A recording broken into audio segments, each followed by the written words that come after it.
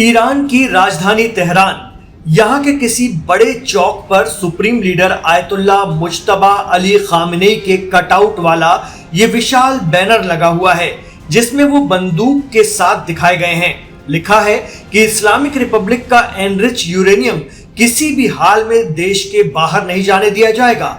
यानी ये ईरान के सुप्रीम लीडर का सीधा ऐलान है। वहीं अमेरिकी प्रेसिडेंट ट्रंप कह रहे हैं कि ईरान को एनरिच यूरेनियम रखने नहीं दिया जाएगा। दरअसल उन्हें अमेरिका से ज्यादा इस्राइल की चिंता है, क्योंकि ईरान में न्यूक्लियर वेपन्स का साजो सामान रहना इस्राइल के लिए सबसे बड़ा खतरा है। ये इस्राइल मानता है और अमेरिका भी ऐसा ही कहता है, जबकि ईरान 50 बार कह चुका है कि हम न्यूक्लियर हथियार नहीं बनाएंगे क्योंकि ये हमारे लिए हराम है। पहली नजर में आपको लगेगा कि इस्राइल के लिए अमेरिका कितनी फिक्र करता है। दोनों की दोस्ती एक दूसरे के लिए मर मिटने वाली है, लेकिन मीडिया रिपोर्ट बताती है कि अमेरिका इस्राइल पार्टनरशिप को लेकर जो चमक दमक दिखाई जाती है, असल में 40 दिनों की जंग के दौरान बोझ उससे अलग था। सीधे लफ्जों में कहें तो इस्राइल ने अमेरिका को लुटवा दिया, ज्यादा बोझ डाल दिया और अपना सामान, अपने हथियार बचा लिए।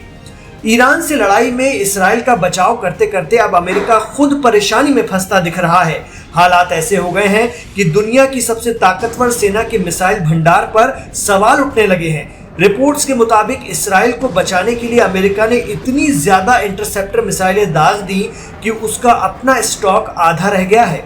मिडिल ईस्ट में अमेरिका के पहले से जमा हथियार और जंग से पहले लाए गए हथियार आधे खर्च हो गए हैं, जबकि इस्राइल ने अपने हथियार बचा लिए।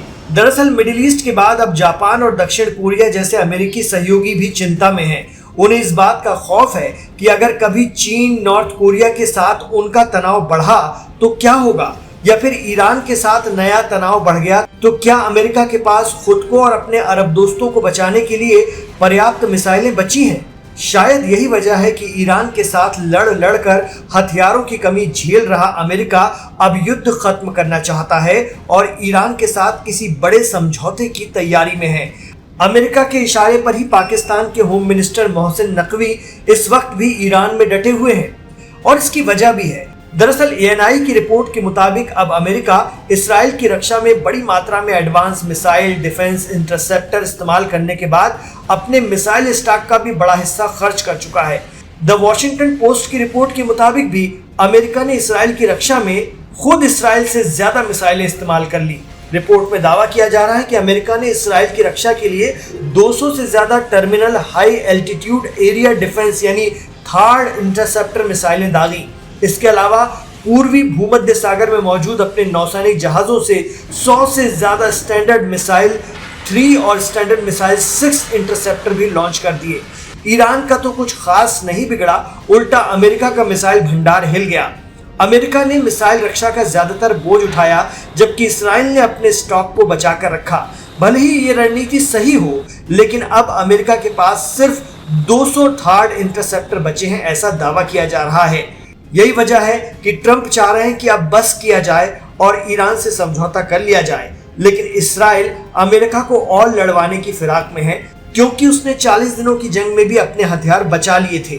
तो बात चल रही है, लेकिन जैसा कि एनरिच यूरेनियम को लेकर अमेरिका और ईरान अड़े हुए हैं, उसे देखकर लगता नहीं कि कोई पुख्ता समझौता अमल में आएगा। लेकिन आधे हथियारों से इस्राइल के लिए कितना जूझेगा अमेरिका, ये बड़ा सवाल है।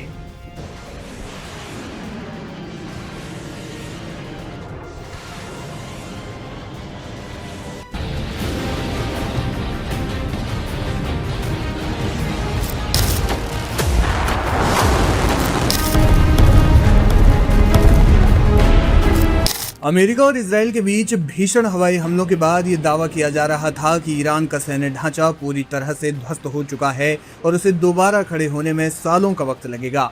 लेकिन अमेरिकी खुफिया एजेंसियों की एक ताज़ा और बेहद गोपनीय रिपोर्ट ने इन दावों की हवा निकाल दी। अंतर्राष्ट्रीय मीडिया द्वारा सार्वजनिक की गई रिपोर्ट के मुताबिक अप्रैल 2026 में हुए युद्ध विराम का फायदा उठाकर ईरान उम्मीद से कहीं ज्यादा तेजी से अपनी सैन्य क्षमताओं को दोबारा बहाल कर रहा है। इसने वॉशिंगटन और यरूशलेम में सुरक्षा रणनीतिकारों के बीच खलबली मचा दी है।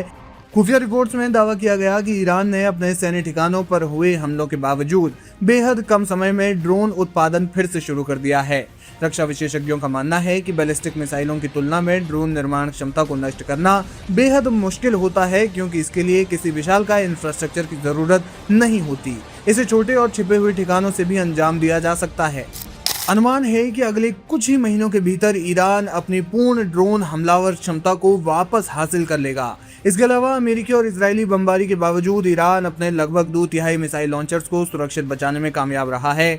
जमीन के सैकड़ों फीट नीचे बनी उसकी मिसाइल सिटीज और सुरंगें भी पूरी तरह सुरक्षित हैं, जहां मिसाइल साइट और हथियार बनाने वाली फैक्ट्रियों को युद्ध स्तर पर फिर से तैयार किया जा रहा है।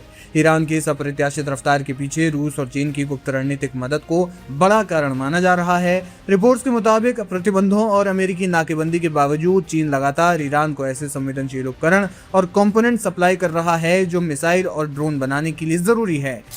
वहीं रूस के साथ ईरान का बढ़ता सैन्य सहयोग उसे इस संकट से उबरने में तकनीकी और ढांचागत मजबूती प्रदान कर रहा है।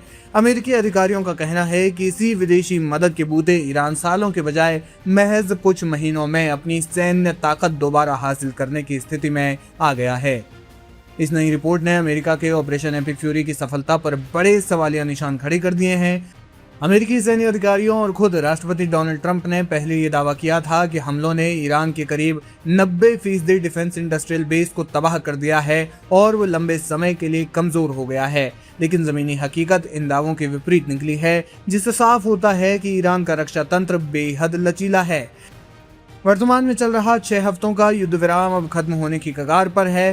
राष्ट्रपति डोनाल्ड ट्रंप ने साफ चेतावनी दी है कि अगर ईरान शांति समझौते की शर्तों को नहीं मानता है तो अमेरिका दोबारा हमले शुरू कर सकता है। लेकिन इस नई खुफिया रिपोर्ट का सीधा मतलब ये है कि अगर जंग दोबारा छिड़ती है तो ईरान पूरी तरह से लाचार नहीं होगा, बल्कि उसके पास मिसाइल और अत्याधुनिक ड्रोन्स का एक बड़ा जखीरा पहले से ही मौजूद होगा। सुरक्षित बचे लॉन्चरों और नए ड्रोनों के दम पर ईरान अब भी इसराइल और खाड़ी देशों के लिए गंभीर खतरा बना हुआ है। वो पलटवार करते हुए होर्मुज जलडमरू मध्य जैसे महत्वपूर्ण वैश्विक समुद्री व्यापारिक रास्तों को ठप करने की पूरी क्षमता रखता है। खुफिया विभाग की इस चेतावनी ने साफ कर दिया है कि खाड़ी क्षेत्र में शांति की उम्मीदें बेहद कमजोर हैं और आने वाले दिनों में एक बड़े क्षेत्रीय युद्ध का खतरा पहले से कहीं ज्यादा बढ़ गया है।